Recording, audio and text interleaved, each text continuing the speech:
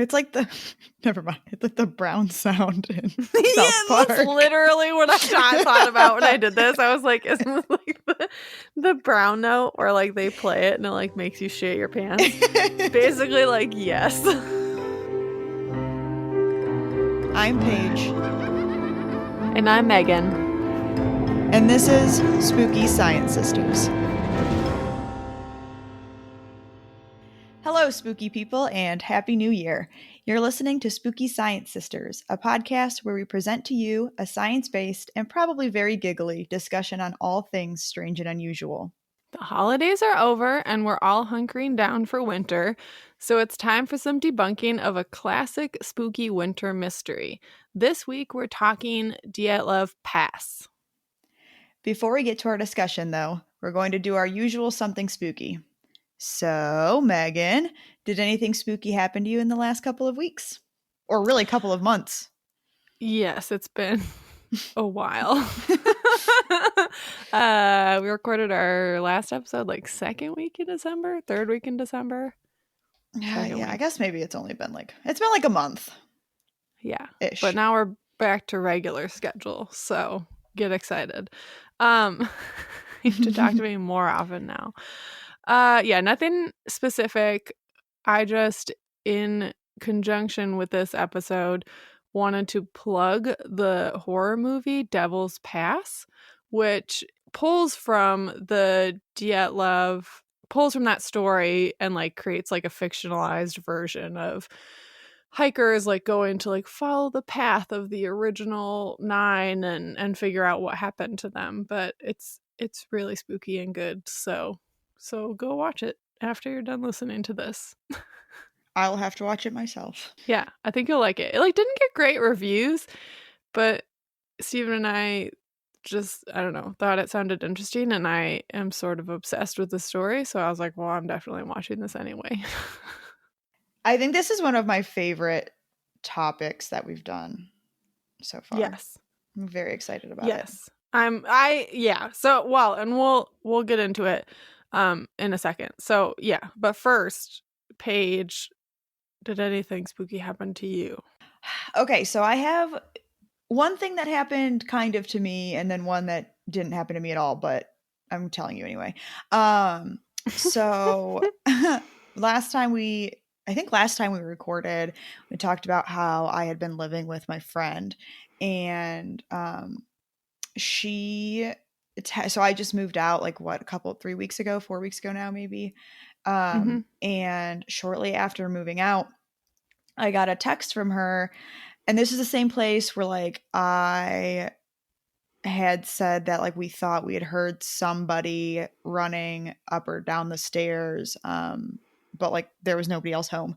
And she had texted me shortly after moving out and said that like at night her toothbrush turns itself on randomly. It's electric toothbrush, and which like I don't know, it doesn't seem that weird, right? Like it could just be some like weird wiring thing. But she said the other night that it was turning itself both on and off, like for, I don't know, a significant amount of time throughout the night.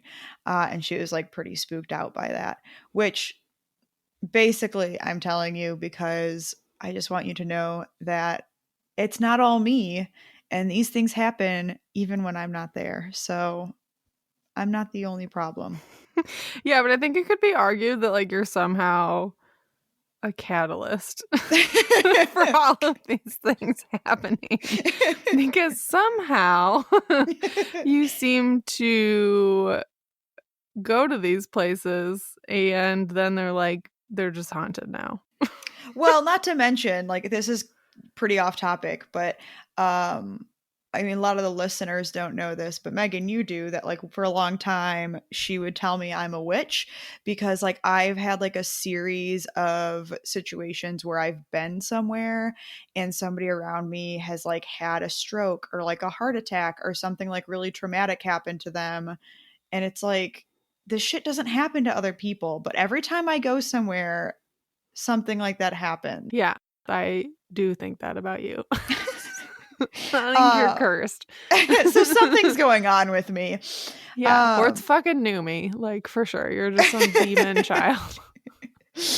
The other thing that happened to me that like really wasn't, I don't know, it was spooky, but it wasn't anything special, is I was out walking the dog a couple nights ago and I was like strategically walking her past a couple of apartments because we had seen another dog and my dog is a basket case.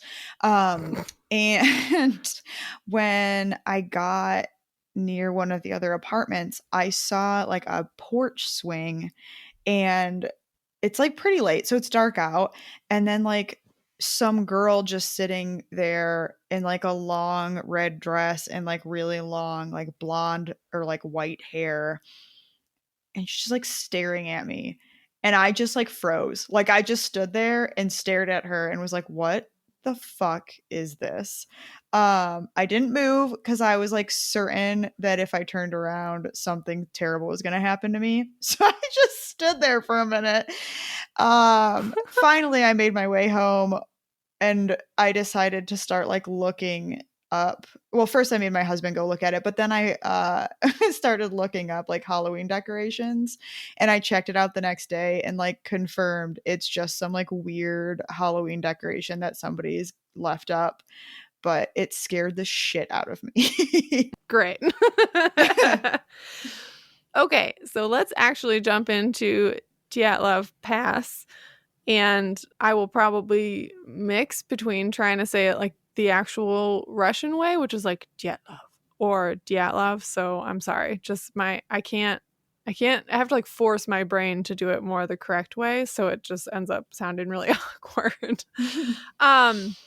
Okay. So this story has been done a whole bunch of times by other podcasts. So we're not going to do as in-depth of a explanation in terms of what happened, because I feel like most people listening to these types of podcasts have already heard them or have already heard, yes, the explanation of what we know happened or what we think we know happened that night.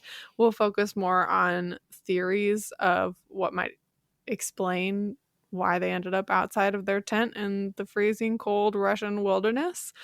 But this is, like Paige said, super excited to do this topic. I freaking love this story. And I don't feel bad about just like adding another podcast episode out there to the world, because I'm pretty sure that like if there's a podcast that I like and they have a Dyatlov Pass episode, I've definitely listened to it. Like I cannot listen to it enough.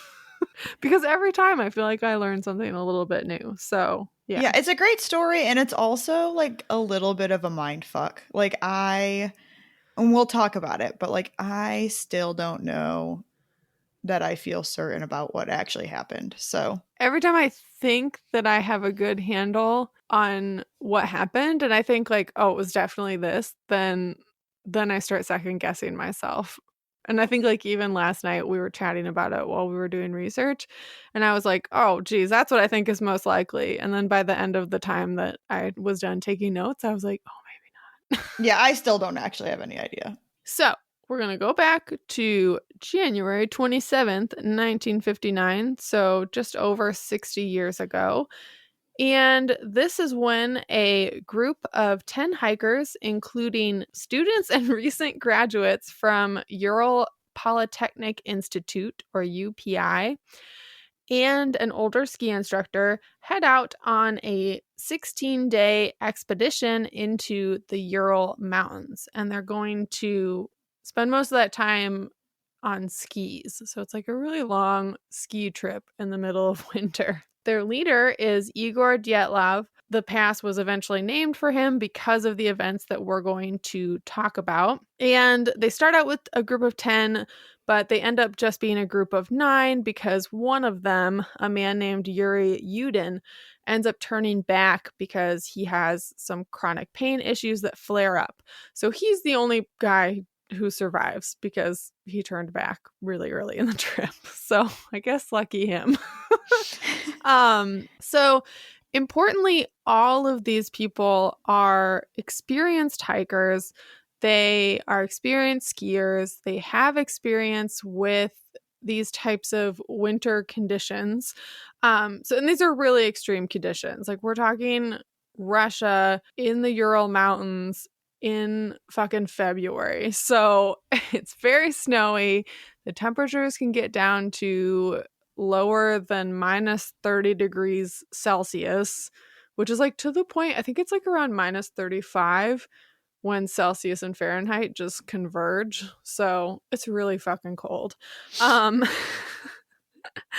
And they were actually going on this trip to acquire a new hiking certification. So this was like the Soviets at that time were super into like physical fitness and proving that their young people were like super fit and super smart and all this stuff. And so they could get like different physical fitness certifications. And so some of the people on this trip were going for their like grade 3 hiker certification, which was the highest one that you could get. So this was a big deal for them, but it also meant that they had a lot of experience doing this type of trip. And like one of them had been like shot on a previous trip by accident. And she fucking like hiked her way back. Like these were hardcore people. uh, and the climax of this trip, or the ultimate goal of this trip, was that they were going to summit Mount Ortorton. So that's where they were supposed to end up. Okay, so flash forward to a few days into the trip, February 2nd, 1959. It's not great weather. At least the day before was not great weather. They've gotten a little bit off track, and they decide to make camp near the base of Kholat Syakhl Mountain, which that name translates in the local indigenous people, the Mansi language, to Dead Mountain. So it's like one of those details that basically just automatically lends spookiness to this story. And I'll talk about that a few times as we move through this. Like there are just certain details where it's like that's just like you just go into this thinking like, oh, this is weird and spooky. I did read and a couple of the podcasts I listened to talks about this, and just to be clear, like the Dead Mountain, it's not because people died there. They said that it was like that area, like they had a hard time with, you know, like farming or keeping like crops and stuff alive. So it was called Dead Mountain for that reason, not because like everybody would go there and die. Oh, I hadn't heard that. Yeah. Well, and I think I saw a few places they said that the place where they were supposed to be heading, Mount Ortorton, translates to like don't go there in the Mansi language, but that's actually not correct. It's actually like something about Wind Mountain or something. So that's just like people exaggerating or sort of embellishing the story. So it did not mean don't go there. There wasn't some sort of like curse on this journey, basically. Like get out of here with that bullshit. Okay. But I mean, the story is actually spooky because sometime during that night, they all leave their tent and flee, you know, the safety of their shelter. And all 9 of them end up dying. And it takes almost 2 weeks for the outside world to realize that something has gone wrong, because they were supposed to return home, or not return home, but return back to their starting point February 12th and then check in. And obviously that never came. All right. So now we're, what, you said 2 weeks before the world even realizes that anything has happened. So we're at what, like February 16th, 17th, and it takes until February 26th for the search party to actually locate the tent that they were in. So they find the tent and they appear to have left it suddenly. It looks as if it's been cut from the inside. And many of their belongings are still inside. So their warm boots, a lot of their warmer clothes are still inside of the tent. Search team then follows the footprints from the tent, which they said had been made by people who were either barefoot or wearing only socks. They also had found some footprints that suggested that somebody had a single boot on. They discover 5 of the bodies right away, but then the other 4 are found later on. So it takes couple months for them to find the other 4 bodies. 2 of the bodies that they find are in some nearby trees, dressed in only their underwear and socks, and they appear to have tried to light a fire because they find some broken branches up about like 16 feet up into the tree, suggesting that they had climbed up and broken some branches for firewood. There were also a couple articles that I read that had suggested that they were climbing up there to get a bit better like vantage point of the area, to be able to like locate kind of where they were trying to go. So maybe, branches broke while they were climbing, and maybe they weren't really using it as firewood.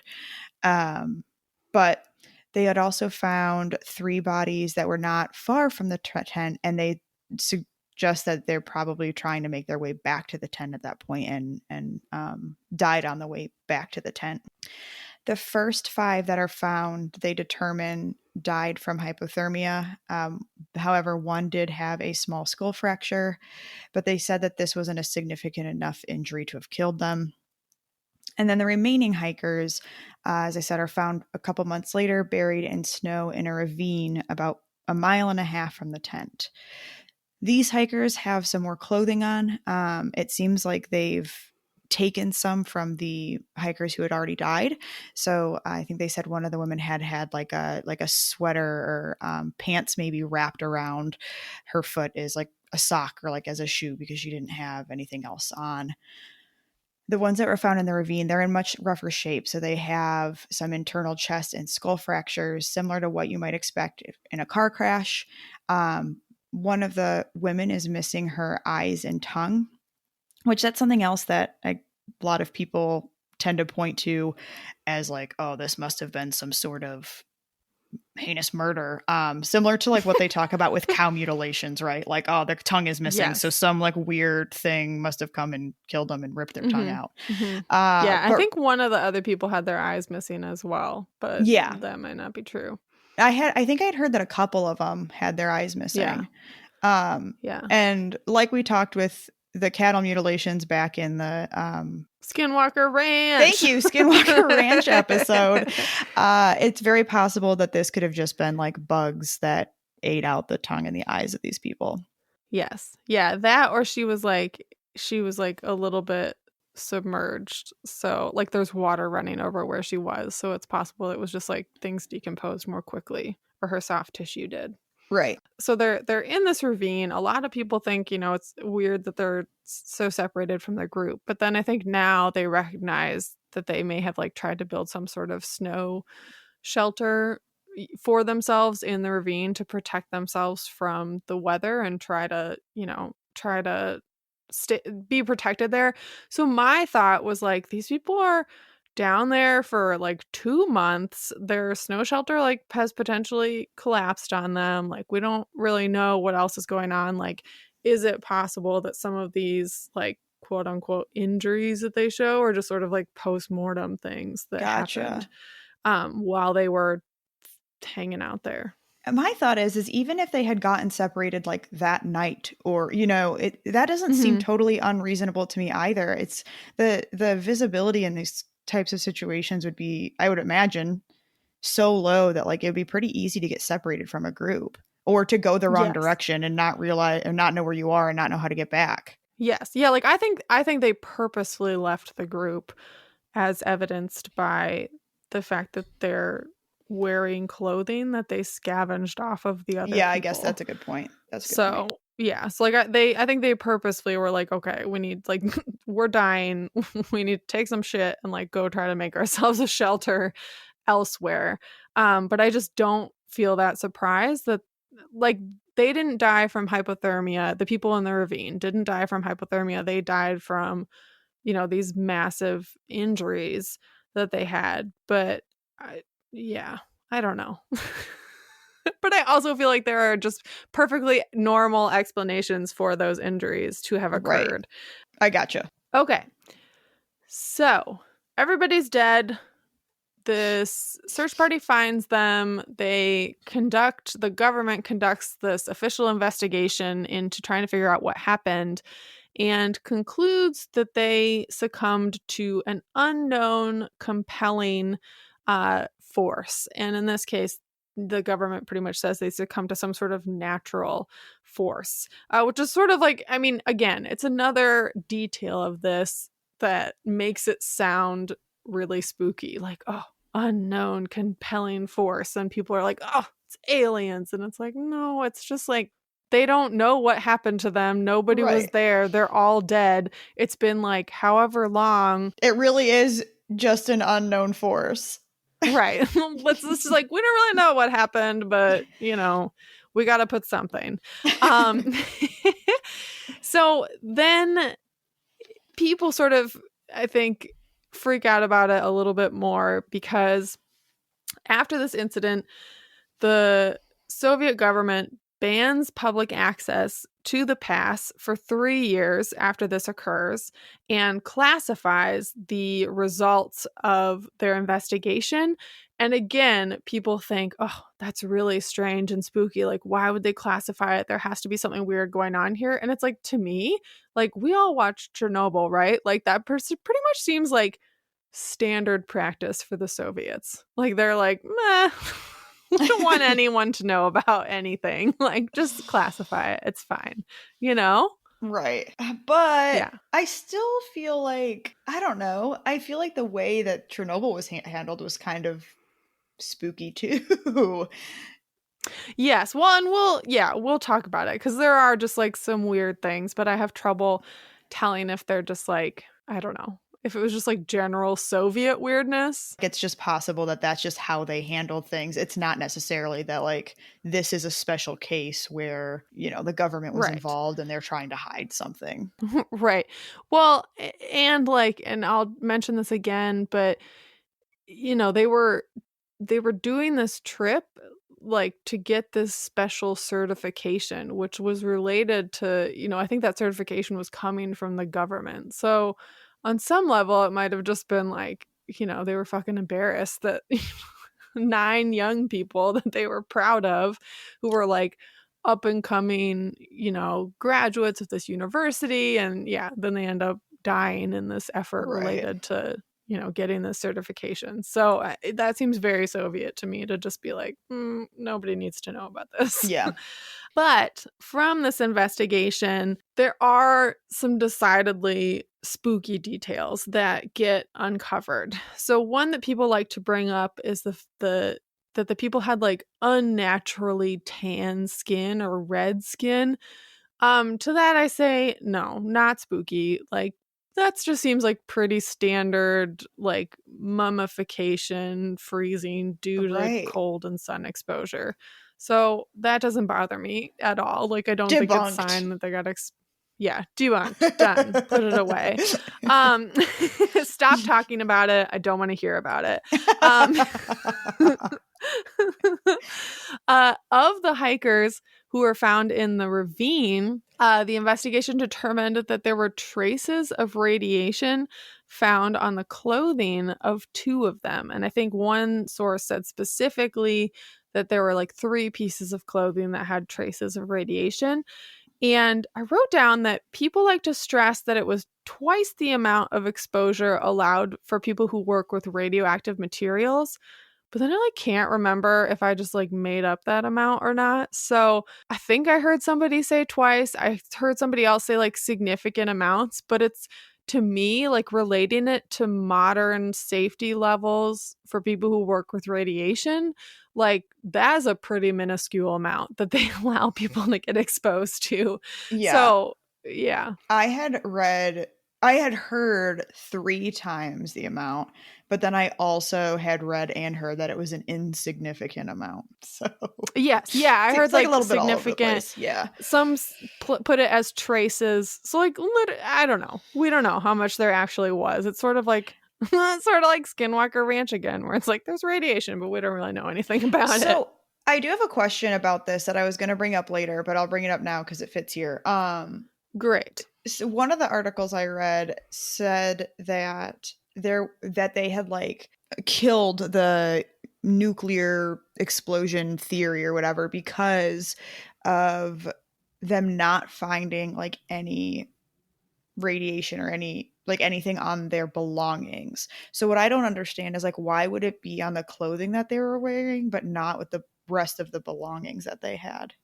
Got it. Yeah, so that, I guess, would match with what I had written down here, that like things just got contaminated between the time that they died and the time that they were found somehow. Okay. I thought that was kind of weird. I didn't see the radiation amount on their clothing to be a big deal, just like based off of what I had read. But then when I had read that they had found it on their clothing, well, it states that they didn't find it on their belongings. So my assumption is that they just didn't find it in the stuff that was like in the tent.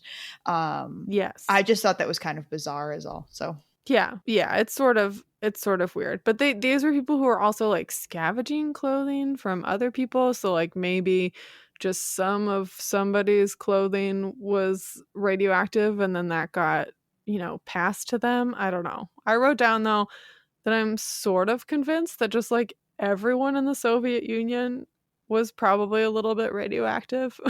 Because like who fucking knows what they had going on? Fair. So, watching Chernobyl like really scarred me for life. Yeah, but like one of the students was a nuclear physics major, so who knows, like if he had some weird shit on his clothing that he packed, or like one source even said that one of these students had helped out with some sort of cleanup of radioactive material. So it's like, yeah, it's sort of weird that, it's just a few items of clothing and not like more generally somebody's belongings. But yeah, we'll expand on my thoughts about that later. It's unclear. Okay.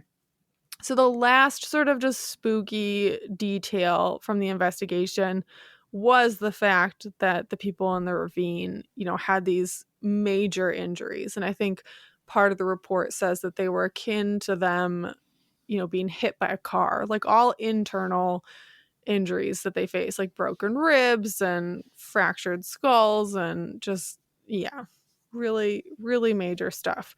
So that's weird because it makes people think like something must have happened to these people.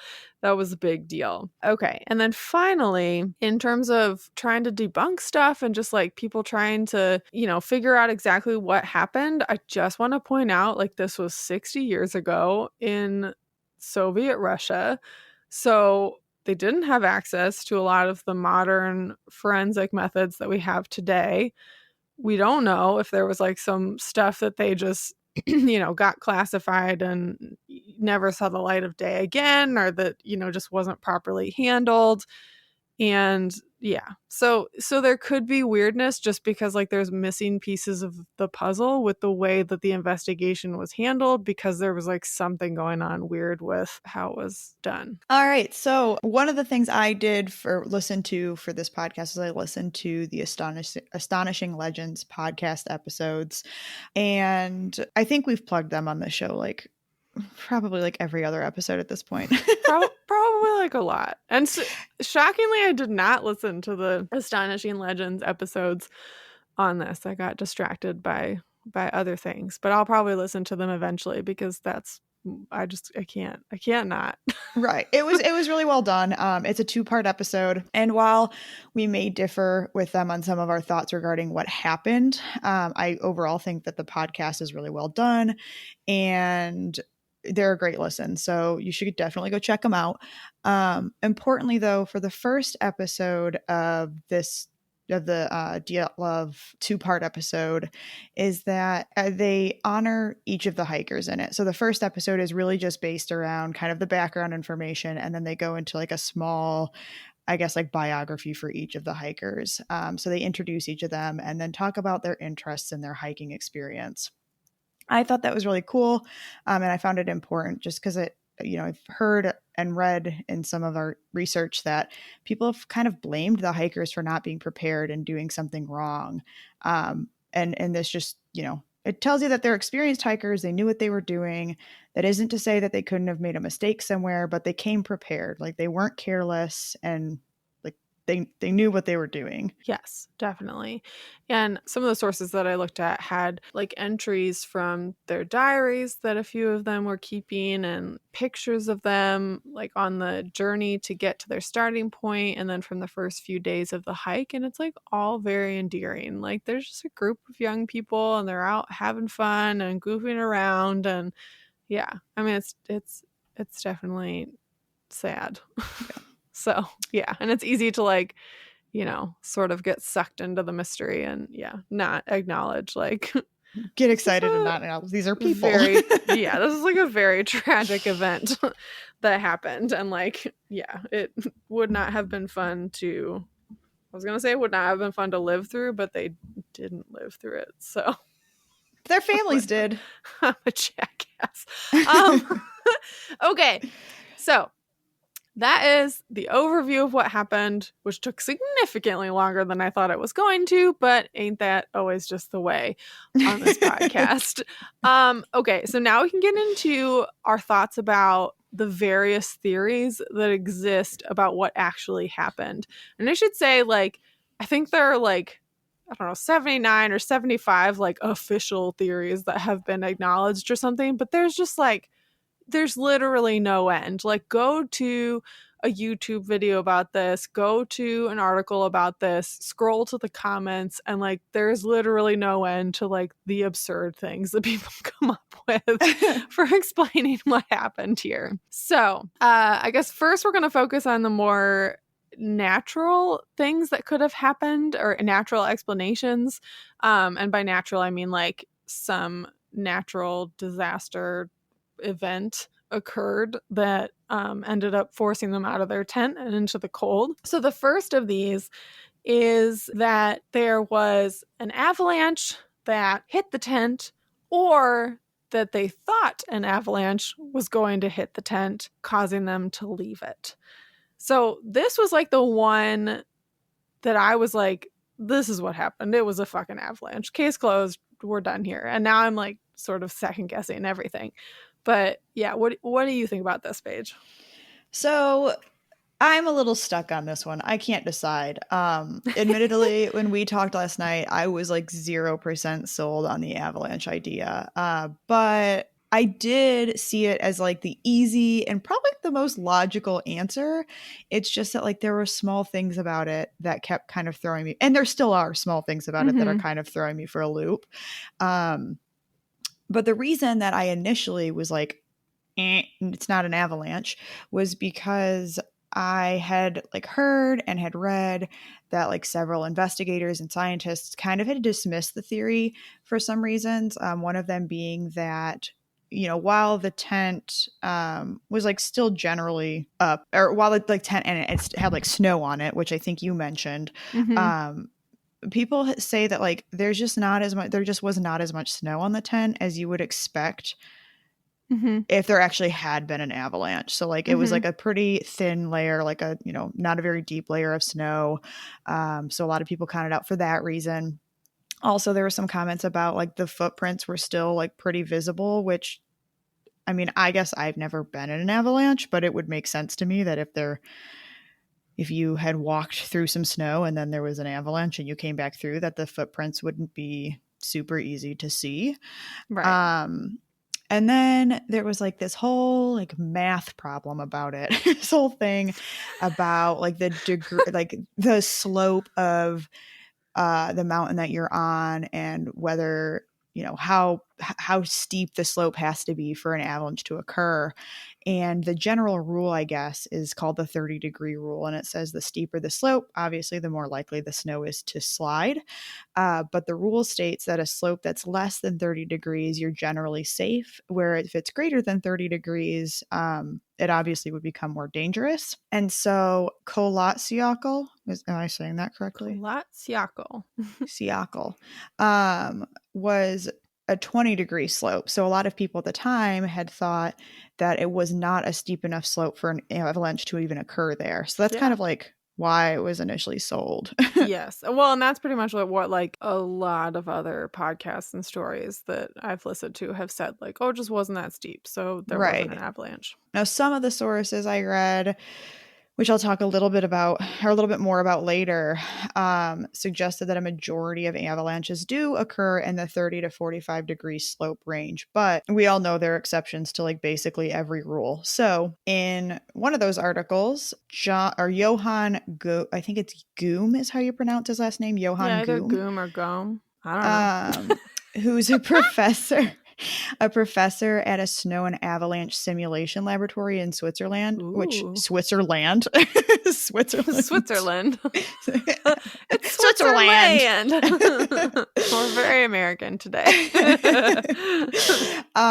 He looked at some like new data that scientists have looked at and said that a snow slab can actually start to slide at a slope of as low as 20 degrees. So like a 20-degree slope, there could be an avalanche, but it's not like common for it to be in that 20-degree range. So that's kind of, like I said, kind of why I'm not super sold on the avalanche theory. Yes. And I struggle with some of the same things, like, okay, the slope wasn't very steep. You mentioned the tent. I think some people, I guess, overplay. I have no idea. How like some people make it sound like the tent was like in perfect condition, like still standing, still totally fine, just abandoned, and it's like no, it was like mostly collapsed and like looked messed up and was partially covered with snow. But you're right that if you think that there'd be a lot of snow on it if there had been some sort of avalanche that happened. I guess my thought was like maybe they heard something that, or maybe, yeah, like maybe they heard something and thought that there was an avalanche coming towards the tent. So they end up leaving the tent in a hurry in order to get somewhere safer. And it's bad weather and it's nighttime, and just like get themselves into trouble more quickly than they expected. And they can't get back to the tent. So that seems perfectly reasonable to me.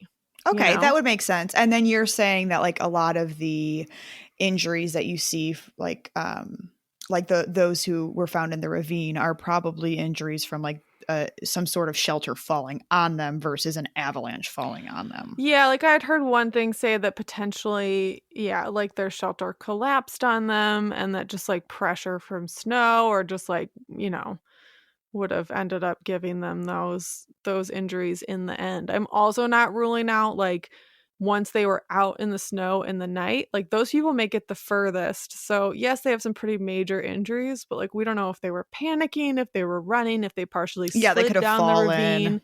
Yeah, like people have like full on like broken both ankles trying to like run away from stuff in the woods because, they're scared of something and they trip or whatever. So I don't know. So I can't rule out the avalanche. Although there are things that I struggle with. So I struggle a lot with the fact that so if they think an avalanche is coming to hit the tent, they want to get out of the tent, right? And there are cut marks, or there is a cut in the tent. So people think that they cut their way out of the tent and left it. And then they said that the footprints that they left behind are like the spacing of them and the fact that like each person steps in like the previous person, for the most part, steps in the previous person's footstep, like seems that they walked away from the tent. Like they weren't in a big hurry, Yeah. Which I would think like, you think there's an avalanche about to hit your tent, like you're going to try and run.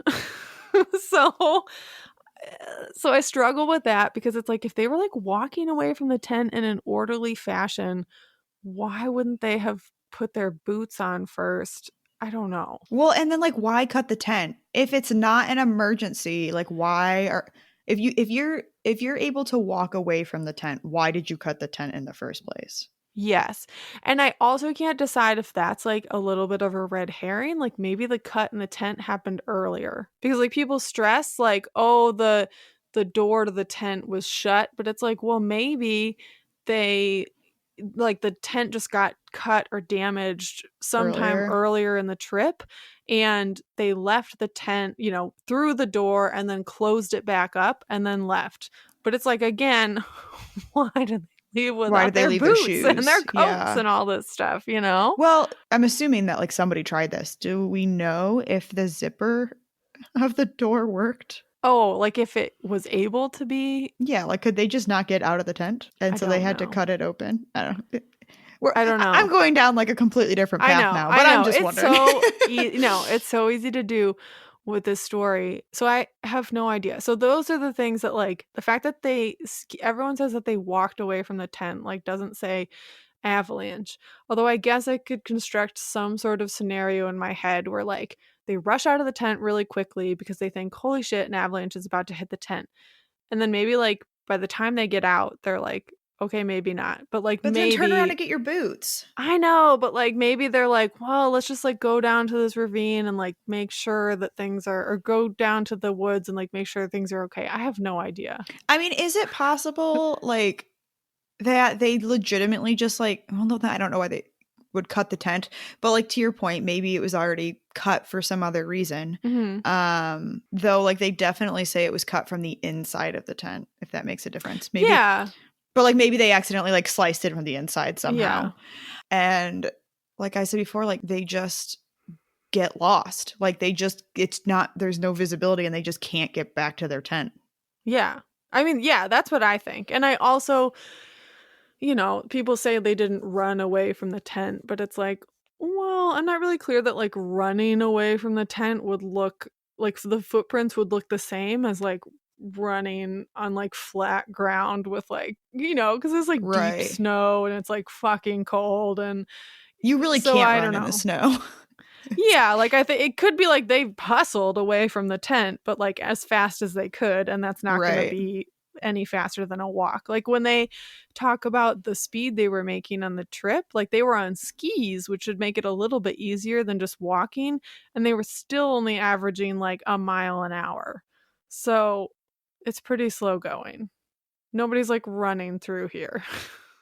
So once they're out of the tent, then, you know, we got to get them out of the tent somehow. And like whether that's this or like we'll talk about weather scenarios next, hypothermia sets in and they die or they somehow get these injuries and succumb to those. Um, a lot of people like to point to the fact that two of the hikers that were found the closest to the tent were in their long underwear. And it's like, well, we know that some of the people in the ravine scavenged clothes off the others, but there's also a thing called paradoxical undressing, which is in the late stages of hypothermia, like basically when you're about to die. Your brain is freaking out and your body actually starts to feel like it's burning. So it leads to a lot of people undressing themselves, like even though they're freezing to death. And I think I had heard one person who did research on hypothermia say that it had something to do with like at some point your body is just like, well, our like feet and arms and legs are fucked. Like, let's just send all of our blood like back to our core. And like that can sometimes make people feel like they're overheating or they're hotter than they actually are because, you know, they're slowing down their circulation in their extremities. So yay. Interesting. Yay. Yay. Okay. So anyway, so I'm saying like it doesn't creep me out that some of them were in states of undress. And of course, we just went through a big old rabbit hole about like why the fuck did they leave their boots behind? Like I don't understand. Like something must have scared them. And again, it's like what just makes this so spooky because it's like something must have given them a reason to leave that tent and they're experienced hikers and they should know that like shelters like priority numero uno in like bad weather or a bad situation. So like they must have had a really good reason for going out into the snow that night, especially without their gear. It's like the death isn't it's sad, but it isn't what's spooky about the story. It's why they were out there in the first place. Yeah. Like literally the spookiest part to me is like why did they leave the tent in the first place? Right. Like everything else that happens after that, once you're exposed to the elements and those conditions, I'm not you could explain like, most fine. things. Yeah. I'm like even the massive injuries, like it doesn't even bother me that, like, I mean, it bothers me. I feel bad for them, but like, it doesn't make me think, oh, that's definitely proof that something super weird happened. Right. Like, just what got them out of the tent? Okay. So avalanche is one theory. The next, one of the other theories is that there was some sort of major weather event that happened that caused them to flee their tent. A YouTube channel called Morbid Mysteries, which is super fun, did a video about Dyatlov Pass, and she said that she called this the night pee theory. So she said that, okay, somebody gets up to pee in the middle of the night and then ends up getting like blown down or blown away by strong winds, and then the others are like, oh shit, we gotta go help them. But I pointed out, like, that doesn't explain the cut in the tent. That doesn't explain, that they walked away from the tent, like, in a line. It doesn't explain, like, why they left their boots behind. Like, that's like rescue 101. Like, you're not going to go running out into the night to get somebody and, like, put everybody else in the party at risk as well. Right. Well, and I mean, we talked about the tent a little bit earlier. I struggle with this because you would think if the winds were really that strong that like the tent poles like wouldn't have still been upright. Mm-hmm. And they were. Like, yes, there was snow on top of it, but like ultimately, had there not been snow, like the tent was still upright and like in the same spot. So that, I don't know, makes me believe that like you said, I guess maybe it could have scared them out of the tent. Yes. So I actually heard one really, I thought was a compelling explanation for that would like basically explain what you said, or why the tent is like still partially standing and all of that, is maybe they got out of the tent in a hurry because, it was starting to collapse from high winds. And once they got out of the tent, I heard it suggested that they had like basically been around it and started like piling snow on top of it, just like with their bare hands to try and put some weight on it. So that way they could come back to it and re-erect it. Okay. All right. So like, I kind of buy that, Yeah. They're like, oh shit, we gotta get out of the tent, it's collapsing. And then they're like, okay, we can't deal with this right now. Let's just like chuck some snow on it. And then we'll go down, try to like build a fire to keep ourselves warm. And then everything just like turns into a shit show from there. All right. I could buy that, except for the whole like leaving the boots behind thing. Yes. Like, why, even if the tent was collapsing, like if you had a second to think about it, like why wouldn't you just be like, oh, I'm just going to like reach inside the entrance and grab my boots real quick, Right. Right. Well, and like we said before, like if they did not feel that whatever was occurring outside was an immediate threat to their life, then like they wouldn't have left the tent by cutting it, assuming that they cut it for that reason, nor would they have left without at least their boots. So yes. I don't know. And as far as like the night pee theory thing goes, so Johann Gomes he was the one I mentioned earlier. Mm-hmm. He says that theory to him doesn't make a lot of sense because them being experienced hikers, they would have known that getting out of the tent, there could have been some risk in causing a snowslide or an avalanche. Yeah. So like they likely wouldn't have gotten out of the tent unless they absolutely had to. Yes. Well, and to that point, I have done field work in Antarctica, and I'll talk a little bit more about it later. But like, if it's the middle of the night and you have to pee, you don't leave the tent. Like, they just give you, like, you have a bottle for water and you also get a bottle to pee in.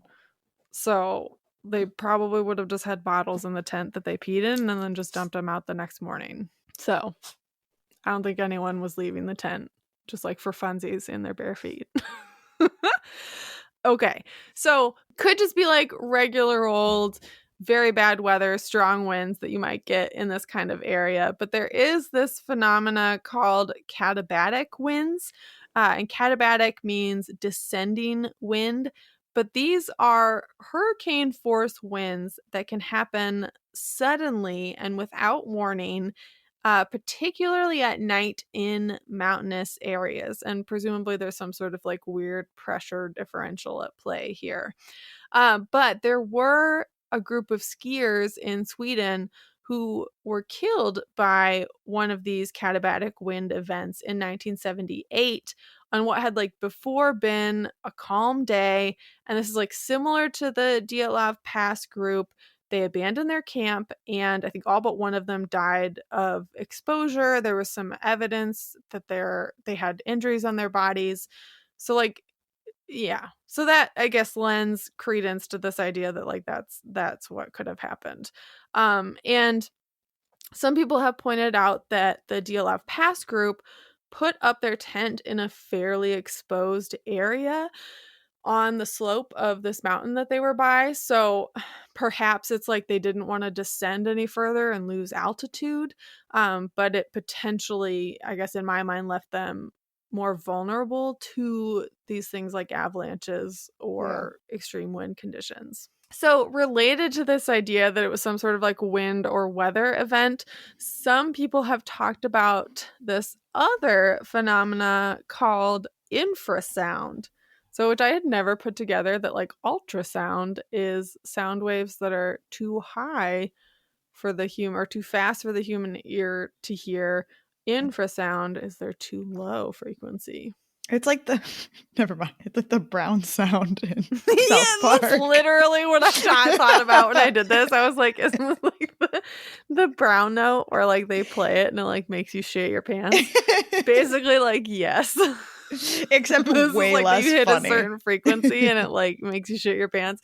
Essentially, like this is the same idea, except this is you have this like very low frequency sound that you can't hear with your ears, but it like people suggest that it's created by specific wind patterns, like some sort of like vortexes, small tornado business on the mountain, interacting with certain topographic features. And they claim that it can make people very anxious and make them panic. So again, it's like an explanation as to how they could have left the safety of the tent without their gear, or like, yeah, why they would have cut their way out. I can get behind that, but I still can't get behind leaving their gear. I don't know. They'd have to be very panicked. Right. Like, very and all panicked. of them would have to be. Like, every single one of them would have to be terrified. Yes. And yeah, and that's the thing is like scientists aren't even convinced that infrasound causes even some of the like the most mild symptoms that have been attributed to it. So it's like unclear that a group of 9 people would all just like experience extreme panic. Right. I don't know. Debunked. I don't know if it's debunked, but it's at least like it's at least those explanations are tough because you've got to get them out of the tent very quickly, and they'd have to fear for their life if they stayed in the location that they were in. Right. Which is why I keep coming back to this idea of like, I don't know, there was like something really loud that scared them. Like they thought the tent was going to get hit by something. I don't know. Like there has to be a good reason that they left the tent. So every time I think more about this and I think like, yeah, this is reasonable, then I think I have no idea. Okay. So the next theory is that this was not natural causes, but that the Soviet government was somehow involved. And this is related to the fact that they found the radiation on 3 pieces of clothing, but that there were some sort of like, thanks, Georgie, some sort of like nuclear or like concussion weapons tests that were happening in the area, or they stumbled upon some sort of like secret Soviet thing and then got killed for it.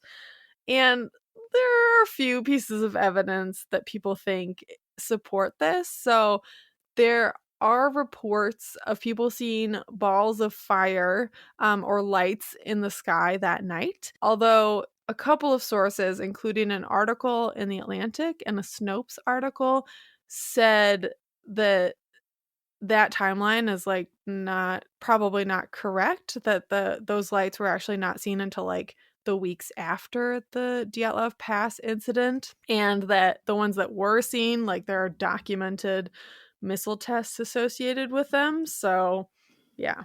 So I had heard on the one of the episodes of a podcast, Unexplained, that there were reports at two different times. So there was like the initial report of seeing the balls of fire, and that was like definitely weeks after the Dyatlov incident. But Mm-hmm. that like shortly after that had come out, people had called in saying that they had also seen this like similar lights in the sky on February 2nd. So I don't know, I don't know like how I didn't read any articles about it. Obviously I didn't read any like sort of interview regarding it, but they had mentioned that in the Unexplained episode, that there were kind of like two different instances of people seeing it around that time. Yes, I heard that too.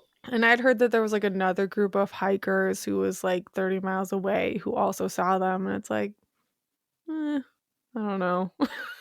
That just sounds to me like people heard a compelling story and they were like, oh, I saw it too, or something. Sure. I I mean, I don't disagree.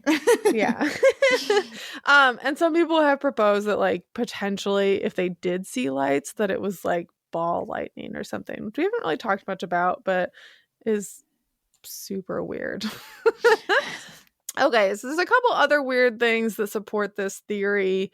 So when they did the autopsies, I think of the initial 4 or 5 bodies that they found, they like brought in KGB agents from, outside the town that they were brought to like guard the morgue while they were being examined. So it's like, that's sort of weird. Like, why?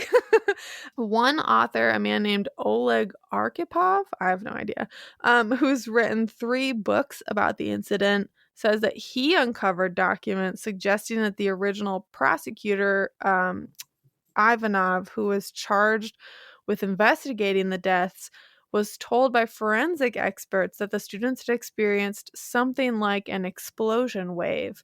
And that's a quote. But soon after, Ivanov ends up stepping away from the case, and he does so under pressure from his superiors. And later, like in the 90s, he gives an interview where he claims that he had received reports about these balls of fire in the sky, and that the government forced him to classify his findings and like told him he had to forget about it. But yeah, there are like things about his interview and his account that seem a little bit sketch, so unclear. So it's like not super reliable that this actually happened. And even Yuri Yudin, who is the student who turned back because he had an injury flare up and thus survived, he said that he thought his friends had seen something they weren't supposed to and that they were murdered for it. Like he, went to his deathbed thinking that there had been some sort of foul play. And one of his pieces of evidence was that there was like a piece of clothing that didn't belong to the group that was found with their belongings, because he like helped identify everything that they brought back. But it's like, that's pretty weak evidence, because it's like, you're telling me that he like was with them for 3 days and like memorized everything that everyone had with them. So that seems like that's reaching. And then, there's also some like, it gets even more conspiracy theory where people are like, oh, they walked out of the tent because like the government or the military or soldiers or whatever forced them to get out and then like marched them down the hill. And like, that's why they were walking and blah, blah, blah. But it's like, okay, this is like Soviet Russia. They had a ton of people in like prison labor camps. Like, they didn't have to like come up with some elaborate scheme to get rid of 9 hikers. Like, they would have just they would have just been gone forever. Like they wouldn't like Right. staged the bodies and like gone through this whole thing for it. So that Yeah, that's what seems I read very too. It was like far-fetched. they wouldn't have put the effort in. They would have just basically the bodies would have just disappeared. Right. Yeah, like either the people would have just like disappeared into some prison camp never to be seen again, or the bodies would just be gone. Like Right. they're not going to do all this. Something that I had heard on a couple, I think it was like two of the podcast episodes I had listened to, is that there was like some weirdness that had happened with the funerals. I don't know if you had heard or read about any of this. I had not. But apparently, like after everybody died, the government basically reached out to the families and insisted that all of the bodies would be buried in like a mass grave near where they died, and had apparently like lied to each of the families, telling them that all the other families had agreed to it, even though later on they all found out that like none of them had agreed to it. So basically, like the families pushed back and said like, no, we want our children back home, where like they're, we can visit their grave. So they, agreed to that. The government agreed to that, but required them to have a single funeral for all of the students. That like they all had to go through the funeral at the same time, and told them like where the procession could and couldn't go, because they were trying to cut down on publicity like of the incident of the funeral itself. Which like is weird, but to your point earlier, like maybe they were just kind of embarrassed that it had happened, and they just didn't really want everybody making it any bigger of a deal than it was. Yeah. Well, yeah, and I think like people were like immediately, people were a little bit suspicious about what had happened to them. So I think maybe like maybe they were just sort of trying to like just squash any of that. Like just Right. forget about it. It was an accident. Like we don't want to make a big deal about it. And instead it just made it look more suspicious. Yeah, it had the opposite effect. So yeah. So overall, it's like, yeah, there's some like weird military involvement in the investigation or government involvement and like pressure potentially on the investigators. I don't know. But again, I sort of write it off to just like general Soviet era weirdness. A couple of sources and things that I listened to suggested that there was like weirdness with police in a couple of the towns they passed through when they were making their way to the starting point of their trip. But yeah, but like again, it seems very unlikely that somebody would have like followed them by train and like tracked them down in the middle of nowhere in like horrendous weather.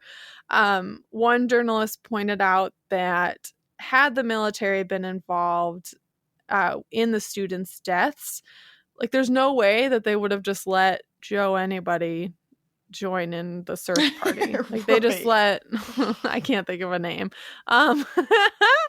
But yeah, like they just let civilians join the search party. And if they were trying to like cover up the fact that the government had killed them, like they're not gonna be like, okay, everybody come along. Like this is great. And like we mentioned before, like this was like a sanctioned, planned hike, like to get this certification, related, like people knew about it, like higher than them. So it was like, it was planned. People knew about it. Like, why would the government be like, yeah, you guys can go on this hike, but while you're on it, we're going to murder you. Or like, while you're on it, we're not going to tell you that you're passing near some like super secret Soviet missile site or something. Like, no, they would have just been like, no, you can't go there. Right. So that seems silly. And I pretty much like feel the same way, where people are like, oh, like maybe they were escaped prisoners because like one of the towns they were near had like a labor camp prison, like a gulag.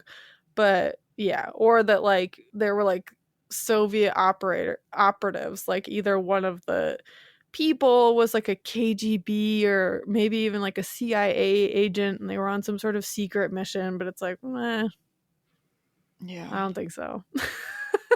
Well, and then like, why just also let yourself die? Well, like, yeah. I don't know. Yeah. Or yeah. I mean, I guess like somebody could have found out that they were up to something sketch, and then like everybody freaked out, and then I don't know, and then it all went downhill from there. I'm pretty sure he's the one of the ones that like survived longer. Oh, But you're saying, yeah, because it was specifically the like older ski instructor that was with them. yeah, yeah. So, yeah, I People don't seem like know. very suspicious of him, and it's like I don't know. He wouldn't have like led another group. He wouldn't have separated like with someone else. They would have just like gotten the fuck out. Yeah, yeah. I don't know. So I don't put a lot of stock into that theory. Although, like, I don't know, there is weirdness, and it is Soviet era Russia, and like even Russia today has like crazy stories about like spies getting poisoned or whatever, and like just bizarre stuff happening. So it's like, who fucking knows? Like, it's possible. It's possible. Unlikely, I think, but possible. So, what's our next theory, Paige? Our next theory is and I think it's Manzi, but it might be Manzi people. I've heard it pronounced both ways. Yeah, don't know. I've probably said it both ways while we've Yeah, been so I'm recording gonna this. continue to say Manzi people, and if I am incorrect, somebody just yell at me. So they're a group of indigenous people who lived kind of nearish where the campsite was, and so of course, somebody has to blame them.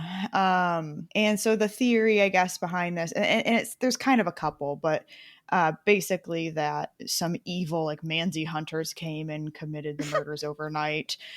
They kind of became an easy target, unfortunately, because they were hunter gatherers and they weren't really normally a part of like mainstream society. So people just like when they didn't know what to blame something on, they blamed it on them, which you see in history for like literally every topic we've talked about. I think at this Yes. point somehow, yeah. So that's unfortunately kind of normal. There was also like this story about a geologist who had gone to some Manzi sacred land and like supposedly got tied up and thrown into a lake. And I think that was like I thought I had written it down in here like in the 30s maybe. And so like that was a story that had kind of been thrown around and a lot of people believed, and so it made them out to be like these scary people that you had to be afraid of. But of course, after further investigation, they found out that that story had like no factual support, and it's now believed that the story was just used as justification to arrest Manzi hunters. Mm-hmm. And then there were also like many stories made up about like why Manzi hunters would have killed the hikers. One of the ones I saw was that maybe the hikers stole from Manzi's sacred land and that they came back for revenge. But basically, like most of the stories about them being aggressive or violent people like didn't really have any truth behind them. They Mm-hmm. weren't violent people, and there had been no after that point there was no crime for like 3 decades. But also they helped investigate, like they were a part of the search party, they wanted to help. Yeah. So like there's really there's nothing that leads me to believe that they had anything to do with this Right. at all. Yes. Like similar to when we talked about Roanoke, I wrote down that Sarah from Archaeological Fantasies would be ashamed of this theory. And I said, knock it off, white people. Like, quit always blaming indigenous people for like for whatever, for killing white people or being the problem, because like it's not. It seems like the Mansi are perfectly nice people, so Right. yeah, so it's They fine. did nothing wrong here. Yes. Probably. Probably. I think like I'm like 99.999% sure that they have no involvement here. Right. Yeah. I've also heard some theories related to the fact that the Mansi like consume some sort of like psychedelic mushrooms and like that they make some sort of like very potent liquor. So some people have suggested either that like the Mansis were like super, messed up on one of these items and freaked out and killed them, and it's like, that seems silly. But or that like the hikers had gotten hold of some and took it, and then they all had a really bad trip, so they freaked out and headed out into the snow. But that seems unlikely that like all 9 of them would like lose their senses Right. enough to like all behave in ways that, you know, were obviously going to be fatal. And you would think being like, for they're out there to get this certification, they're experienced hikers, like they're not gonna, at least I wouldn't think, go out and take some like weird ass like drugs that they have never seen or taken before and just like hope things Right. go well. Right. Yeah, and that's like I saw in like some of their diary entries, it's like, you know, a couple of them seemed like they were like pretty straight laced. So it's like they don't really seem like the people who are just going out there to, you know, get wasted and fuck around. Like this is Right. not a get wasted and fuck around hiking trip. This is like an if you fuck around hiking trip, you're You gonna die. die. Like, Right. and they would have known that. So yeah. So I think that just like, you know, takes, you know, these aren't like American kids in Florida on spring break. Like Right. this is serious. This is serious.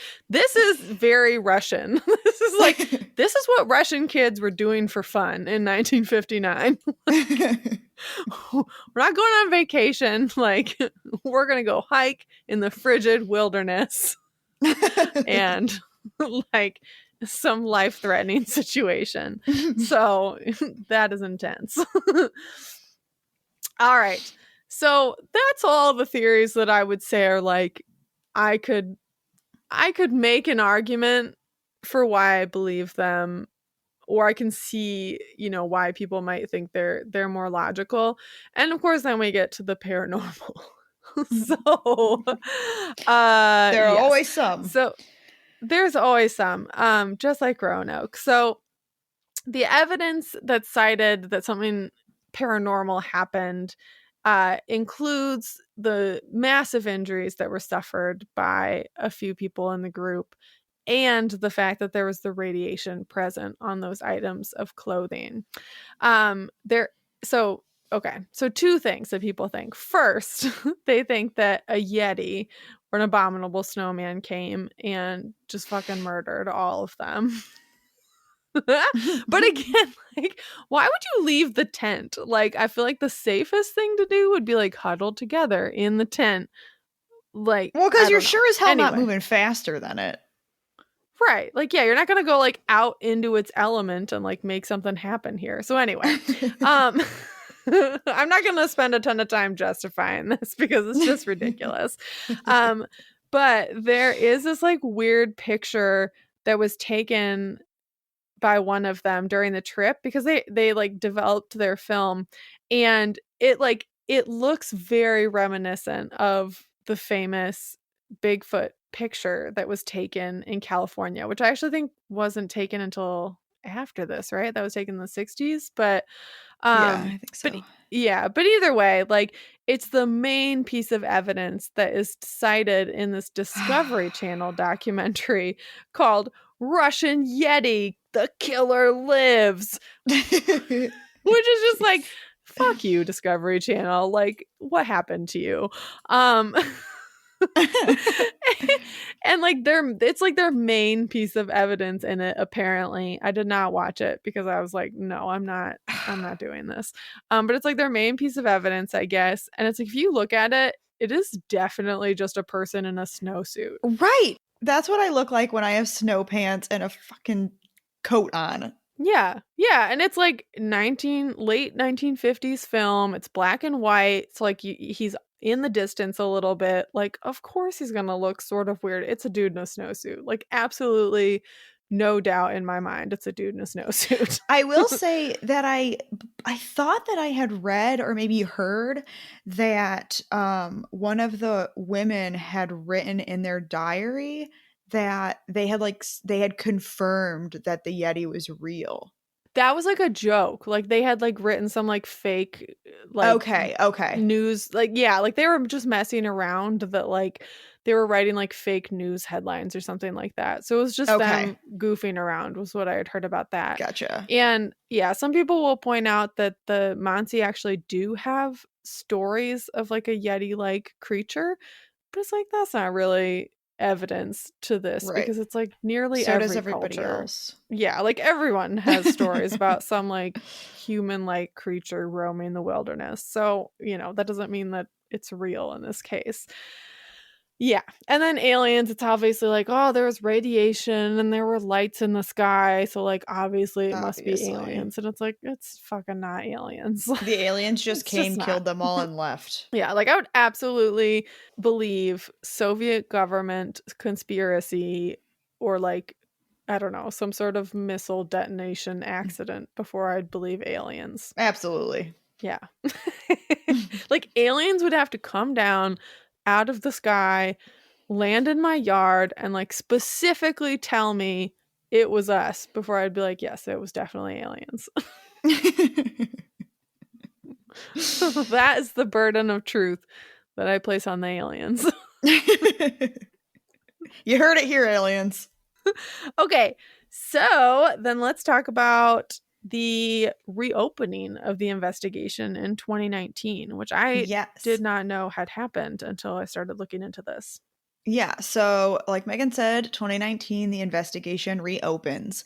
And I think she had mentioned earlier that they talk about it in this article that I found, that there were 79 theories on what could have happened, but they really focused most of their attention on like 9 of them. Because, like Megan said, if they had focused their attention and actually went through all 79 theories, like they would never be done. They would never be done investigating. Yeah. So, and like, again, they're throwing out like the Yeti. It's like, no, we're not going to dignify that with an official investigation. That's insane. Right. So in July 2020, there's an announcement that the death of the hikers was caused by an avalanche that was triggered by some sort of change in the weather. And in that announcement, they state that the hikers left their tent to get to a safer area and had a fire, but then when they went to get back to their camp, they couldn't find it. They actually state in the article that like these hikers like did everything right. They knew what they were doing.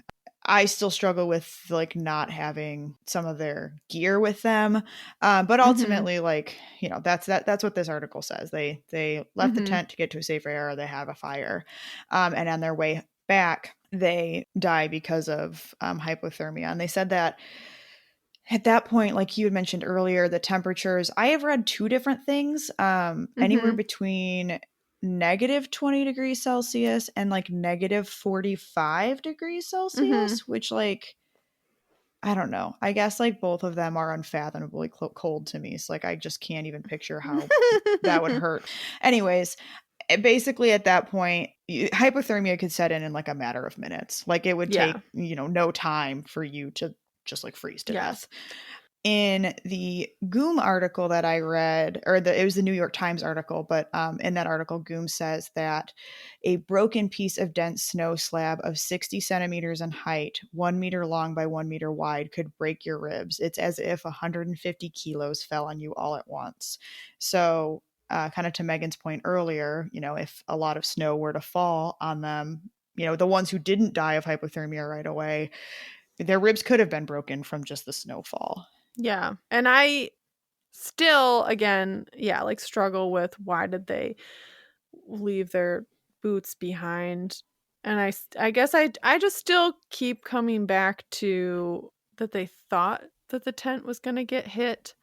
And so they got out of it really quickly, made their way to a second location, and then just got in trouble really fast. Yeah, I guess the thing I struggle with like the fire theory, I mean, they definitely have found a fire, that like remnants of a fire, correct?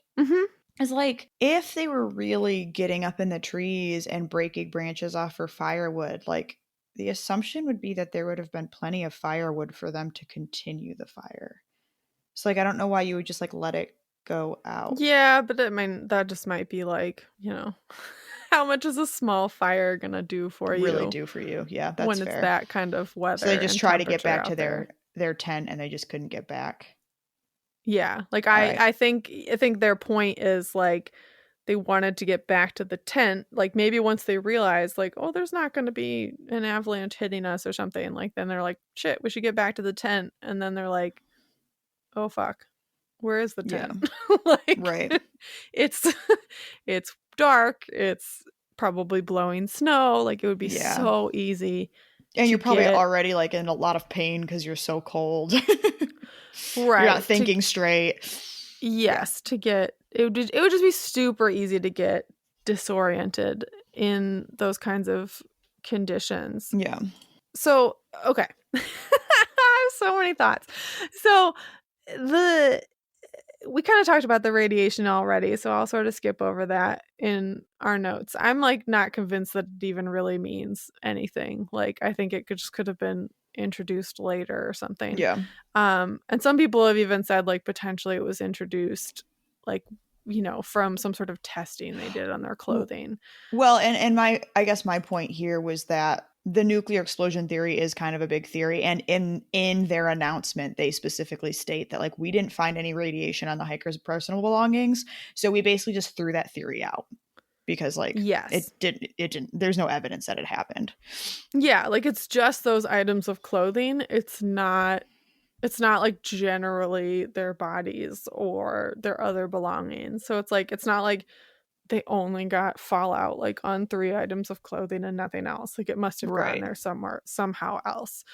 So in this Atlantic article that I read, which was written following them reopening the case, it really stressed, like basically the whole point of the article was stressing the propensity of Russian people, like even to today, to believing in conspiracy theories, and being very skeptical of their government. And it's like because their government has behaved in pretty sketchy ways in the past, and they've got this like built-in distrust of them.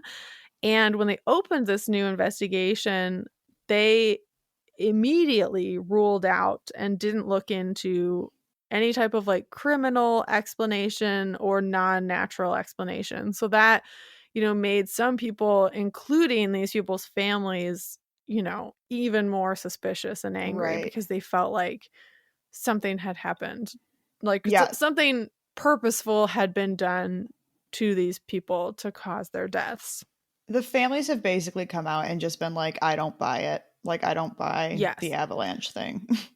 Yes. And there have been like other commissions that have like, claimed, other theories are correct, or other groups that have claimed other theories are correct. But it's like nobody really knows. And it's like based on the fact that based on all of this, like I still am pretty dang sure that there's a natural explanation to what happened to these students, like an avalanche or some sort of freak wind event, the katabatic wind, or like maybe even something as out there as like the infrasound phenomenon. Because there has to be something big and scary that they thought was going to happen. I did see a later thing, which I like just heard today and then didn't get a chance to add it to the notes, that there's some guy who proposed that this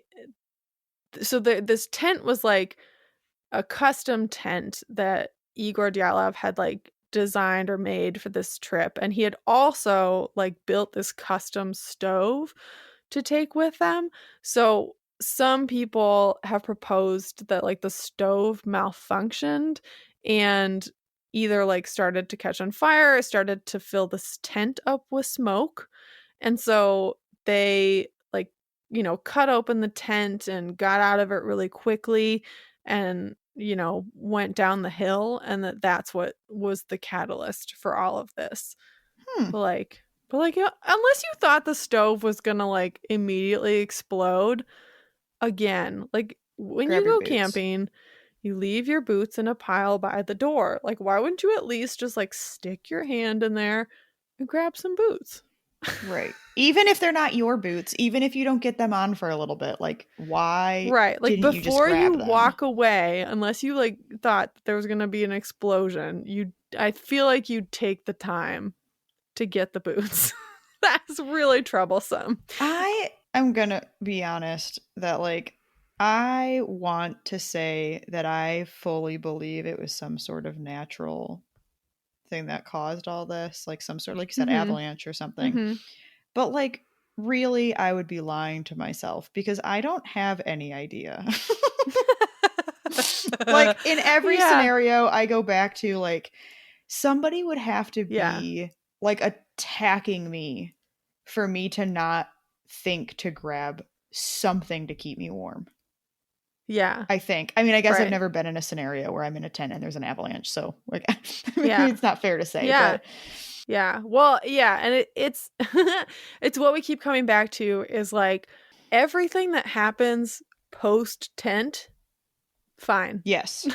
Natural causes. Like, regardless of if they were experienced, if something bad was happening, if there was some sort of accident that scared them, like, hiking in those conditions or being out in those conditions is just inherently dangerous and can become fatal very quickly. So it's like all of that totally adds up for me. Like, I think everything that happens post tent is natural. I don't really think they were, like, attacked by anything or, like, anything like that. But it's just like, what the fuck happened to get them out of that tent without their boots?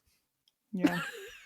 I can't. I don't know. This is, like, the first thing that we've done where I felt like I don't have an answer. Like, it is just weird, and I have no scientific explanation for it. I talk myself out of everything I think I know. Oh, I've already talked myself out of thinking, like, definitely it was, whatever. So, basically, we don't know what happened. Towards, like, something... I still lean towards something natural happened, or that they thought something was going to hit the tent, or they thought, so they felt like they had to get out of it quickly to get out of the way. But I don't know. But I can poke holes in that, as we've seen. We really needed a supervisor for this episode. It's like, we can't be trusted. I can't be trusted with this episode. This is too much responsibility. There's too much out there. And, like, yeah, there's been, like, some talk about them potentially, like, exhuming some of the bodies and stuff, but obviously the families are not super thrilled about that. But if it, like, answered what actually happened, I would love that. Because, like, here's what I think too is like I mentioned before, we're just not getting the entire story. Like, there has to be, evidence that they didn't get, or stuff they got lost, or stuff that, for whatever reason got covered up or buried. We're missing something that is, like, obvious, because there has to be a normal explanation. Yeah. All right. I think that's all I have to say. I could literally talk about this for a week. I feel less certain about everything than I did when we started. Yeah, I was gonna say, we could talk about this all week, and I would still end up here every single time. So, yeah, that's that. All right, everybody. Well, just, like, leave us some comments or something with what you think happened, because I don't fucking know. Yeah, and then maybe someday something will come out of this. Something new will come out of this, and we'll get the joy of talking about it again with some more clarity. Yeah. We hope so. That would be great. All right, everyone. Well, that wraps up our episode on Dyatlov Pass. Tune in next time for our episode on alien abductions. If you like this episode, hit subscribe and share with a friend. You can find us on Twitter and Instagram at Spooky SciPod, Facebook at Spooky Science Sisters, and at our website, SpookyScienceSisters.com. If you have any questions about previous topics or ideas for future episodes, or if you just have a good idea of what happened to these poor people, email us at SpookyScienceSisters@gmail.com. Thanks again. Stay spooky. This podcast is a part of Straight Up Strange Productions. Discover more shows like this one at straightupstrange.com.